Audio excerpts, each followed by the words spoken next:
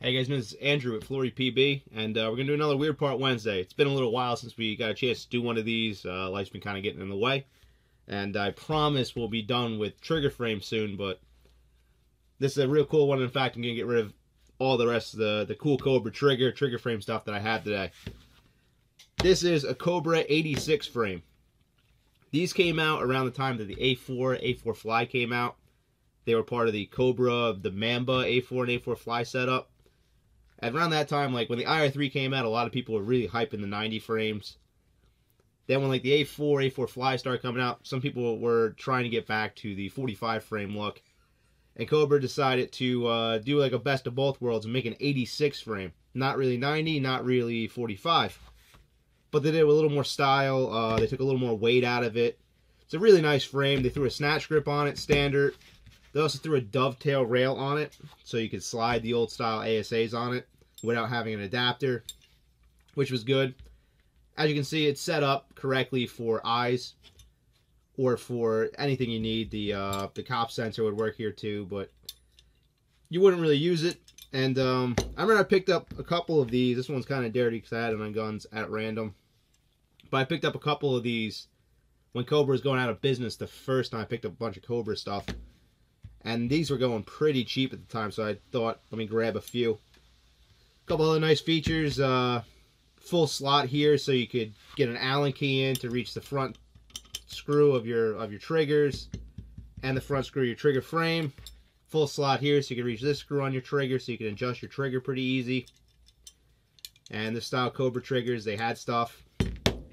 This isn't a Cobra trigger in here. This is actually a new in-bag Cobra trigger from that time period that I bought a bunch of Cobra stuff.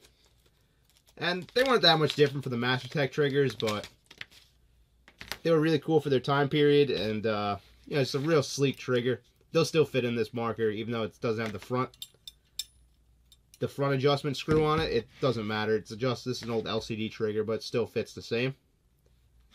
And yeah, Cobra triggers are really cool. They were one of the first upgrade triggers I remember being real legitimate, but not this one in particular. This was the Fang, or whatever they called it. Might not even been a Fang. I might have just made that up. This is something they did later on when they had the Mambas. Cobra flat double trigger, they called it on this package. Before this, when you went way back, they made this crazy little trigger at one point in both double trigger and single trigger varieties. Let's try to get zoomed in on that. Try to get a little light on it too to give it a little justice. Hope you can see that. See a little lightning bolt here. The whole bottom is machined out in this crazy little Fang setup.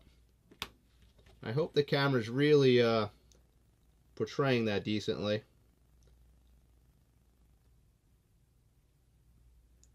And yeah, this was a real trigger.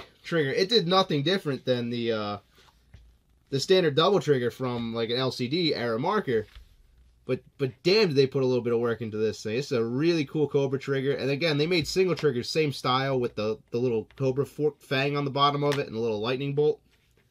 But regretfully, I was never able to grab one of those when a couple people were selling them. But yeah, these are the last Cobra triggers that I know of, minus the single trigger that looks like this, and of course the single trigger that came in the very rare single trigger 90 Cobra frame. And the last frame they made for a WDP Angel, not the APS stuff. I don't think they had a new trigger frame for the A1 thing that came out, but that wasn't the same Cobra paintball either. That was a company bought them and remade the Cobra Angel. But yeah, that's it. Hopefully it's a short one, and we'll try to start getting back to some of these Weird Part Wednesdays. We have plenty of parts to keep doing these videos. Just need the time to do them. Got some other cool things coming up. Some more marker rebuilds. I have a really cool project, which is too heavy to put on my bench right now.